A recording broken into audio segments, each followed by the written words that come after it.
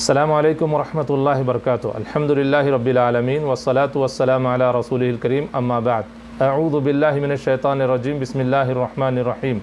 40 दिन की हदबंदी, किन चीज़ों में 40 दिन की हद लगाई है, ज़रा उसके बारे में हम सुनने की कोशिश करेंगे। हज़रत अनस बिन मालिक रज़ियल्लाहु अन्हु रिवायत करते हैं, हमारे लिए मूँछें कतरने, नाखून तराशने, बगल के बाल उखेड़ने और ज़ेर नाफ के बाल मोड़ने के लिए वक्त मुकर्रर कर दिया गया है कि हम इनको 40 दिन से ज़्यादा ना छोड़ें। सही मुस्लिम की रिवायत है, हदीस नंबर 599।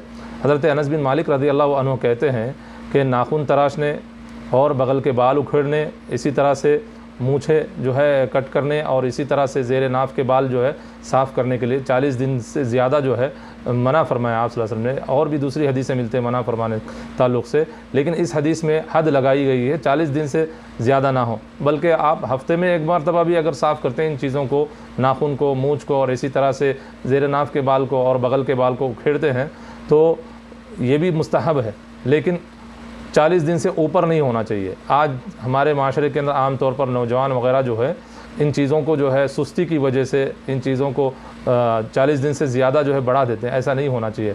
हदीस में जो अल्फाज आए हुए हैं वो आप सल्लल्लाहु अलैहि वसल्लम ने 40 दिन की हदबंदी लगाई है। 40 दिन से पहले उसको साफ़ करना है, चाहे वो ज़ेर नाफ के बाल हो, चाहे बगल के बाल हो। और बगल के बाल आम तौर पर उखेड़े जाते हैं, लेकिन अगर कोई साफ़ भी करता है तो कोई हर्ज नहीं है। इसलिए हमको चाहिए कि 40 दिन की हदबंदी से पहले हम ज़ेर नाफ के बाल साफ़ करें, इसी तरह से बगल के बाल जो है साफ़ करें, इसी तरह से मूँछों को तराशें और इसी तरह से जो है नाखून वगैरह भी तराशने की कोशिश करें। बहुत सारे नौजवान लड़के आज नाखून जो है आखिरी उंगली का, जो हाथ की आखिरी उंगलियां होती है हथेली की, उस आखिरी उंगली की नाखून जो है बड़ा कर देते हैं। कोई और आदमी जो है तशूद की उंगली की जो है उंगली के नाखून जो है बड़े कर देता है। ये मुनासिब नहीं है, अल्लाह के नबी से साबित नहीं है, बल्कि ये गलत है।